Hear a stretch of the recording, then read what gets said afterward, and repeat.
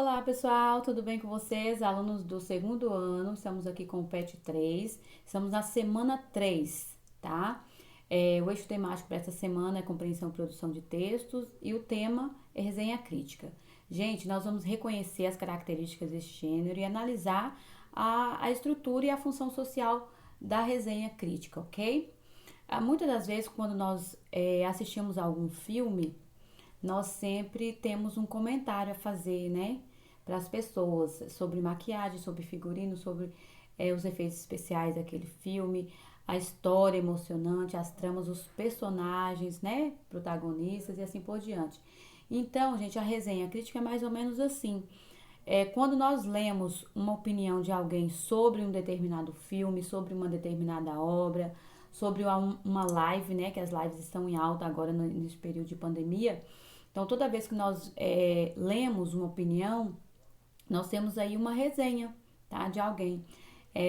Digamos que você assista a um filme muito interessante e aí você tem de passar essas informações para a pessoa que ainda não conhece esse filme e que tem curiosidade em conhecer. Então, você vai passar todas as informações, né, fazendo uma síntese muito enxuta, né, daquela obra, daquele filme analisado, e aí você vai colocar aí o seu posicionamento, você vai colocar suas opiniões, você vai fazer uma crítica, às vezes negativa ou positiva, positiva ou negativa se for o caso, né?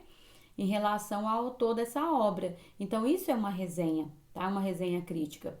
Ela tem o objetivo de quê? Qual é o objetivo da resenha crítica? É informar. Antes de mais nada, é informar o leitor e tentar influenciar esse leitor também a conhecer determinada obra, a conhecer aquele show que você assistiu, a conhecer aquela exposição, a conhecer aquela peça de teatro, aquela exposição que você viu e que achou maravilhosa. Então é isso, tá bom, pessoal? Esse gênero também pode apresentar tipos textuais descritivos, né? Expositivos, narrativo, dissertativo, argumentativo em sua composição. Então, há uma variedade de tipos de resenhas, né? Depende muito da modalidade, ok? É importante seguirmos alguns passos na hora de escrever uma resenha. O primeiro passo é identificar a obra. Nós vamos ter de identificar a obra. Depois, o segundo é identificar o autor dessa obra, né? Identificar a obra, que tipo de obra é um filme, é um show, um show feito online, né? Como uma live, é uma exposição de obra artística, é uma peça de teatro, é uma obra literária. E depois identificar o autor, né? Qual é o autor, quem escreveu, quem pintou, quem fez determinada pintura, quem está fazendo essa exposição, quem escreveu determinada obra e assim por diante. Depois nós vamos apresentar a obra, é claro, o terceiro passo é apresentar a obra, fazer uma análise de forma crítica. Toda vez que nos colocamos é, de forma de forma argumentativa, nós estamos sendo críticos, né? Críticos de forma positiva ou negativa. De uma certa forma, estamos sendo críticos toda vez que nós comentamos e argumentamos alguma coisa, alguma obra. Recomendar a obra também é fazer com que nós possamos influenciar o leitor ou telespectador, né? E depois assinar e identificar-se, ok?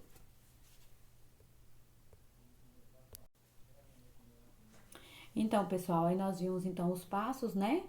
Alguns passos que devemos seguir. Além desses passos, nós devemos organizar o texto respeitando o que é a estrutura de introdução, desenvolvimento e conclusão. Todo texto precisa ter essa estrutura, gente, de começo, meio e fim, ok? A linguagem, qual é a linguagem que eu vou utilizar numa resenha? Sempre de forma clara e objetiva e acessível, né, gente? Mas então eu posso usar a linguagem informal, a que eu uso no dia a dia, na fala, na linguagem espontânea? Não. Normalmente vocês têm de obedecer à linguagem padrão, à variedade padrão da língua portuguesa, ok? De forma escrita, é claro. Na maioria das vezes as resenhas são escritas, então vamos obedecer à variedade padrão. da língua, ok? Agora, quando você está resenhando um filme a alguém, a um colega, um amigo, não tem problema, a linguagem pode ser simples, pode ser coloquial, pode ser a linguagem não padrão, ok? Mas a escrita temos de obedecer à variedade padrão da língua portuguesa. Vamos resolver algumas questões? Atividades. Nós temos um texto aqui que foi exposto no Enem 2011. O tema da velhice foi objeto de estudo de brilhantes filósofos ao longo dos tempos. Um dos melhores livros sobre o assunto foi escrito pelo pensador e orador romano Cícero, A Arte do Envelhecimento. Cícero nota, primeiramente, que todas as idades têm seus encantos e suas dificuldades, e depois aponta para um paradoxo da humanidade. Todos sonhamos ter uma vida longa, o que significa viver muitos anos. Quando realizamos a meta, em vez de celebrar o feito, nos atiramos a um estado de melancolia e amargura. Ler as palavras de Cícero sobre envelhecimento pode ajudar a aceitar melhor a passagem do tempo. Então, gente, esse texto aqui foi postado pela revista Época em 2008. Fala sobre o que? O tema da velhice, em que o pensador e orador romano Cícero, ele escreve, né, essa obra maravilhosa aí, e a arte do envelhecimento, e ele faz uma colocação que é muito importante, que quando às vezes realizamos uma meta de celebrarmos mais um ano de vida, nós ficamos tristes e amargurados. E, na verdade, tem de ser o contrário, né? Nós precisamos celebrar mais um ano de vida, né? Porque nós precisamos envelhecer com alegria, aceitar essa passagem do tempo na nossa vida, né? Então, aqui vocês têm aqui uma resenha, tá certo? Então, aqui a primeira coisa a fazer o que foi, gente? A primeira coisa a fazer, identificar a obra. De quem é essa obra, né?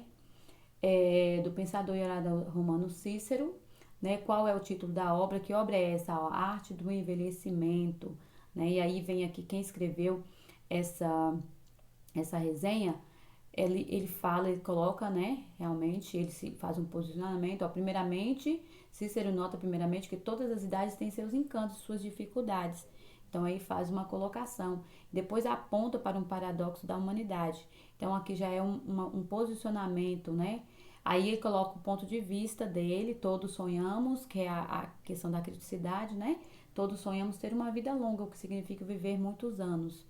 Então, é bem importante, né, analisarmos tudo isso aí, tá? E aí vem a identificação, assinatura, né? Então, o autor discute problemas relacionados ao envelhecimento, apresentando alguns argumentos que levam a inferir que seu objetivo é. Então, o objetivo da resenha desse texto, na verdade, que foi trago em forma de resenha, é o que? Esclarecer que a velhice é inevitável, contar fatos sobre a arte de envelhecer, defender a ideia de que a velhice é desagradável, influenciar o leitor para que lute contra o envelhecimento. Está acontecendo isso? Está influenciando o leitor para que lute contra o envelhecimento? Ele está dando algum antídoto aqui, alguma sugestão, alguma receita, gente, para não envelhecer? Ele defende a ideia de que a velhice é desagradável? Claro que não, né? Ele conta fatos sobre a arte de envelhecer, ele está dizendo, sugerindo como envelhecer, né? Ele esclarece que a velhice é inevitável? Também não, né? Mostra às pessoas que é possível aceitar sem angústia o envelhecimento. Então, é bem provável que essa letra E esteja mais encaixada aí ao objetivo, né? Fazendo essa inferência, é claro, uma dedução, né? Inferir é deduzir. Então, inferir que o objetivo desse texto é realmente mostrar que é tão bom aceitar, né, gente, as marcas da nossa história, as marcas do tempo, né? Envelhecer com alegria é muito importante. 2. Releia o texto da atividade 1 e responda. Como podemos comprovar que a leitura feita se trata do gênero resenha crítica? Quais características nos fazem ter essa comprovação? Então, nós já vimos aí de uma forma bem rapidinha aí, né? Como é que podemos comprovar que a leitura feita desse texto aqui, falando sobre o pensador e orador romano Cícero, trazendo aí o texto, né, essa obra, a Arte de Envelhecimento, como é que nós podemos comprovar que esse texto aí tem um gênero de resenha crítica, possui esse gênero? Ora, analisando as características, né? Vocês vão ver as características que uma resenha tem de informar, de influenciar o leitor, né? Vocês vão ver se realmente influencia o leitor a querer conhecer essa obra, né? A arte do envelhecimento. Quais são as características? Agora vocês vão citar quais são as características que nós vimos anteriormente sobre a resenha, tá? Vocês vão pôr aí. Leia o trecho a seguir. Em Touro Indomável, que a Cinemateca lança nessa semana nos estados de São Paulo e Rio de Janeiro, a dor maior e a violência verdadeira vem dos demônios de Lamota, que fizeram dele tanto um astro no ringue como um homem fadado à destruição, dirigida com um senso vertiginoso do destino de seu personagem. Essa obra de Martin Scorsese é daqueles filmes que falam a perfeição do seu tema, o boxe, para então transcendê-lo a tratar do que importa, aquilo que faz os seres humanos apenas isso mesmo, humanos e tremendamente imperfeitos. Então, assim, aqui é uma resenha, né, exposta pela revista Veja, 2009, fala sobre o Touro Indomável, né, que a Cinemateca do Rio de Janeiro e São Paulo relatou aí, né, fazendo aí até um relato que a dor maior e a violência verdadeira vem dos demônios de Lamota, que aí ele se posiciona, o que fez isso, fez dele, o que essa obra fez, esse Touro Indomável fez desse autor aí. Fez dele um astro no ringue, como um homem fadado à destruição. Aí vem dirigida como um senso vertiginoso, aí fala que essa obra de Martin Scorsese é daqueles filmes que falam a perfeição do seu tema, né? Já traz aí então uma posição, né? Uma opinião. E aí fala que para transcendê-la, tratar do que importa, que é aquilo que faz os seres humanos, apenas isso, que os humanos são tremendamente imperfeitos, e somos mesmo, né?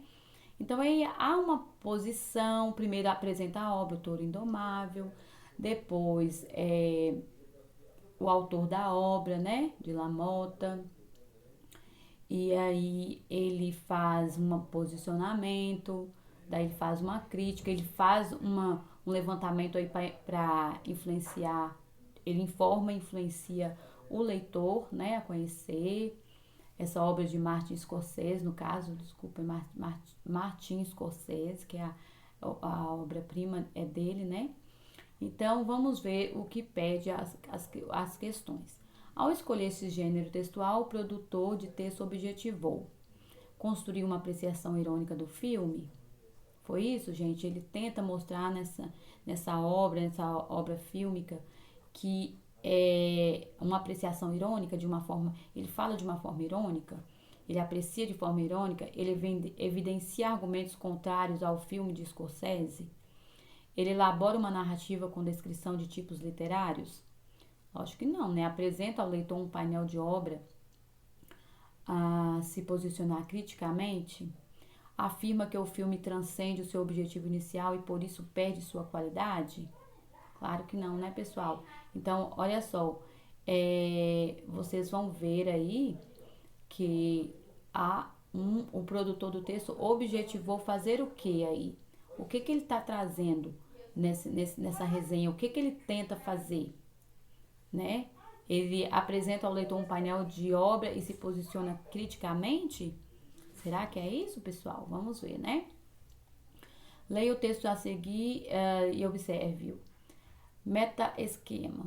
Alguns artistas remobilizam as linguagens geométricas no sentido de permitir que o apreciador participe da obra de forma mais efetiva. Nessa obra, como o próprio nome define, meta, dimensão virtual de movimento, tempo e espaço. Esquema, estruturas. Os meta-esquemas são estruturas que parecem movimentar-se no espaço. Esse trabalho mostra o deslocamento de figuras geométricas simples dentro de um campo limitado, a superfície do papel. A isso podemos somar a observação da precisão na divisão e no espaçamento entre as figuras, mostrando que além de transgressor e muito radical, Oiticica também era um artista extremamente rigoroso com a técnica. Então, esse Hélio Oiticica, né, ele é o artista que que pintou, que é uma pintura, né, gente? É uma pintura concreta, né? Ele faz no papel aí, é uma pintura em guache, que ele faz em papel. Esse Hélio Oiticica, ele coloca, então, essa obra de arte, né? Que é maravilhosa, que está ligada a uma obra mais ao abstracionismo, né? Está muito ligado ao uma evolução. Na verdade, é uma evolução do abstracionismo, porque ele pinta, ele tem uma metodologia de pintar de forma em 3D, né? Bem moderna, tá bom? Então, aqui, gente, o primeiro passo da resenha é trazer realmente a obra, né? Quem é o autor, traz um pouco aí uma descrição sobre o que é essa obra, né? Nessa obra, como o próprio nome define, meta, dimensão, por isso meta-esquema, né? Trata-se de tempo, espaço, esquema de estruturas. Aí traz um parecer aí, uma informação. Esse trabalho mostra o deslocamento das figuras geométricas simples dentro de um campo limitado, que é o campo do papel. Então é colocado sobre o papel. Então esse deslocamento de figuras aí vai causar uma visão aí interessante, até uma visão, uma percepção ótica. Então, é uma obra bastante apreciada, né? Então, vamos ver. Alguns artistas remobilizam as linguagens geométricas no sentido de permitir que o apreciador participe da obra de forma mais efetiva, levando-se em consideração o texto e a obra metaesquema reproduzida acima, verifique-se. Nós vamos verificar, então, nesse texto 1 aqui, observando essa obra do artista Hélio Oiticica, e nós vamos verificar o quê? Que a obra confirma a visão do texto quanto à ideia de estruturas que parecem se movimentar no campo limitado do papel, procurando envolver de maneira mais efetiva o olhar do observador. É isso mesmo, né? Ele traz, assim, essa obra de arte exatamente para fazer com que o observador perceba, né, algo interessante em relação a essa estrutura, essa dimensão de espaço, né, esses recortes todo, né, essas formas geométricas, envolvimento aí nesse campo limitado que é o papel. Então, ele procura envolver, né, o observador, o olhar do observador, né, trazendo até ilusão de ótica aí na maioria das vezes. Será que verifica-se a falta de exatidão no espaço entre as figuras, gente? Os retângulos? Será que ele traz essa obra com esse objetivo de fazer a gente perceber que está faltando exatidão no espaçamento, mostrando aí a falta de rigor da técnica empregada? A gente não vê isso, a gente vê algo muito perfeito, né? E não só com estilo decorativo, né? Tem um esquema artístico aí. O meta-esquema é uma obra criada pelo artista para alegrar o dia a dia, ou seja, de caráter utilitário. É algo que pode ser utilizado no dia a dia e algo que para alegrar. Não, né? Não tem nada assim para alegrar. É algo mesmo para percepção, é algo para interpretação abstrata, né, gente? É bem interessante. A obra representa a realidade visível, ou seja, espelha o mundo de forma concreta? Não conseguimos ver isso, né? A visão da representação das figuras geométricas é rígida, propondo uma arte figurativa. Também não dá para ver que essa representação dessas figuras é rígida, não dá para ver, né? Propondo uma arte figurativa. Também não. Então, eu acredito que essa letra A esteja mais condizente aí com o questionamento, com o enunciado, tá bom, gente? Então, fique com Deus e até a próxima aula.